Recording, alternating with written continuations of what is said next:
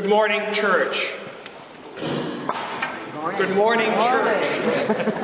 Happy New Year. Happy New Year. This is the first Sunday of Advent, a new year, a new season in the life of the church. Advent is the season of waiting, of expectation, of remembrance of things past, of preparation. What are we waiting for, you might ask?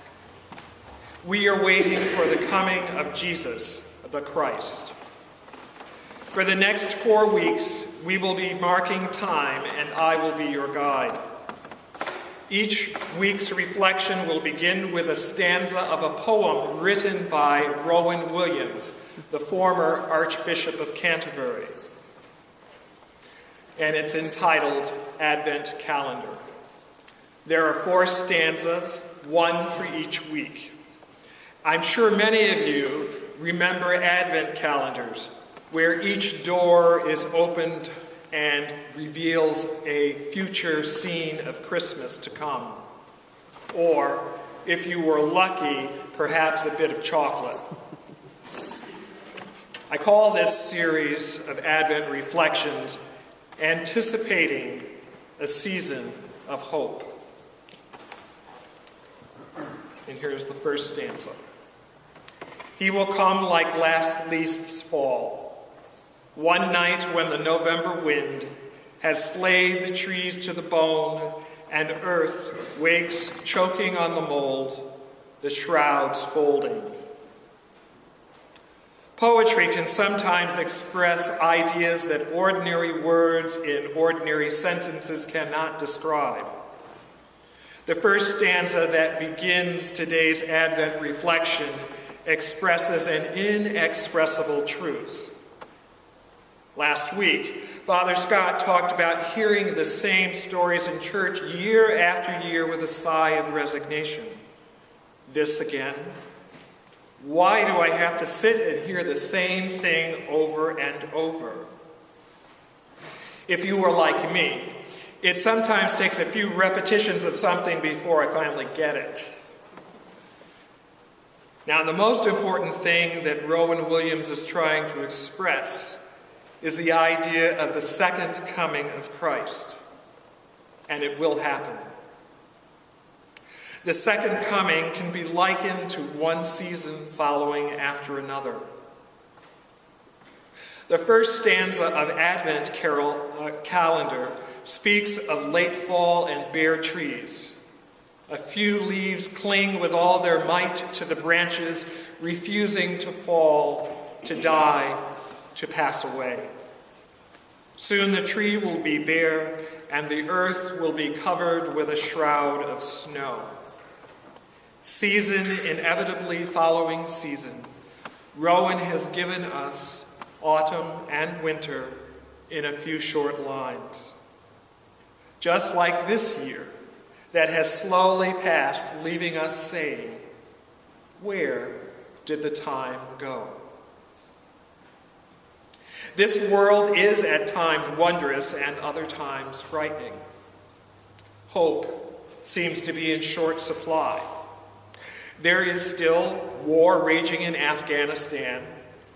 Iran is threatening a fragile nuclear arms agreement.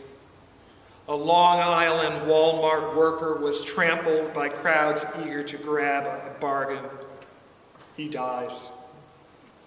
The 113th Congress is the most unproductive Congress since the 1940s, with a total of 15 bills signed into law.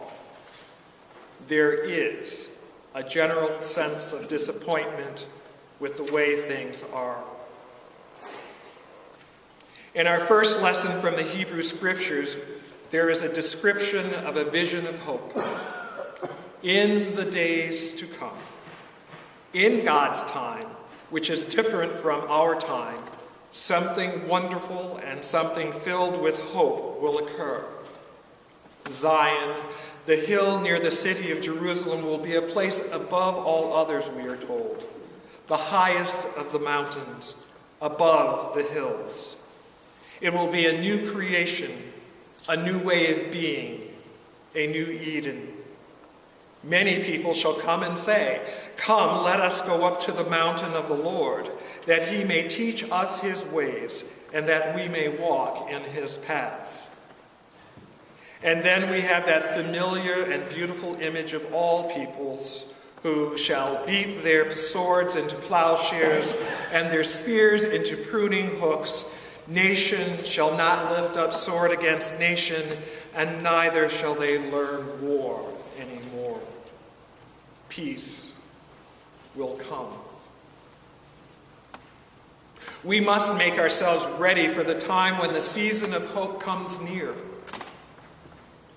Our lesson from Romans is paraphrased in today's collect and speaks of the moment when God's time, kairos, not our time, chronos, urges us to know the time, to say that now is the time for us to wake up from sleep.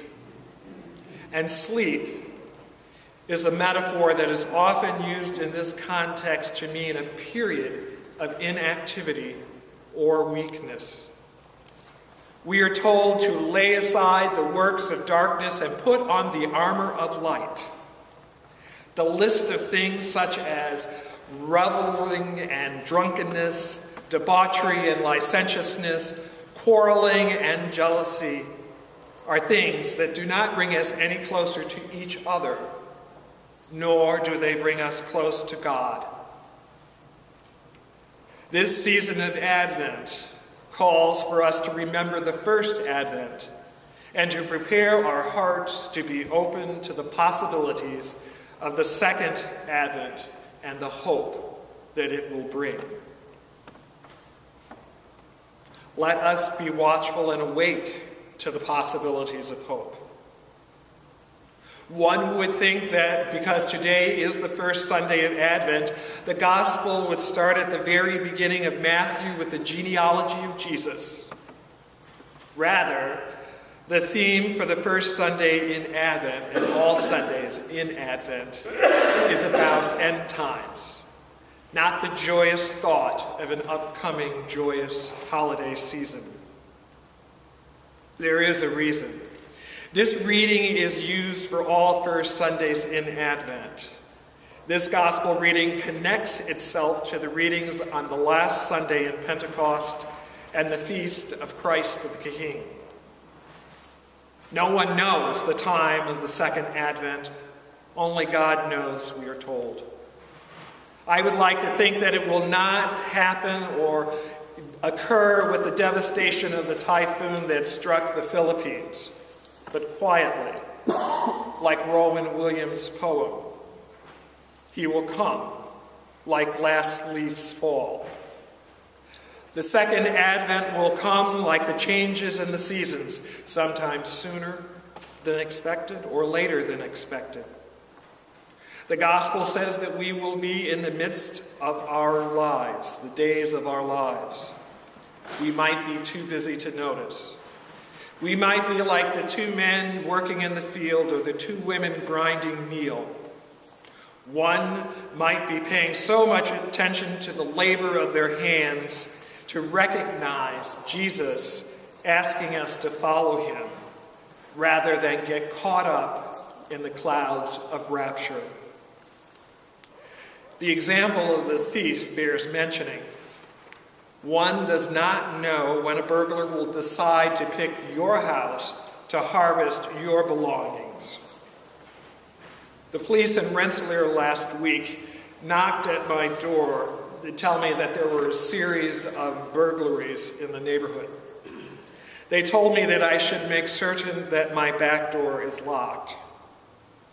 Now, I don't know when the thief might come, but I prepare, just in case.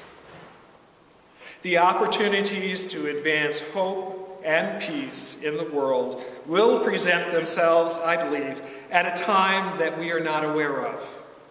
The season of Advent becomes a time to pay attention. The big question is, how do we use Advent as a time of preparation? While many are using this season to debate whether to say Happy Holidays or Merry Christmas, or that Christ has been taken out of Christmas, maybe we can figure out how to keep Christ as the center of our hectic, overscheduled lives. Maybe we should remember holiday is a variation of holy day. All the days of our lives are holy, regardless of faith tradition. Maybe Advent is a time to think about the wonderful things that God has done and continues to do in our lives. Maybe, just maybe, we can live in hope. Amen.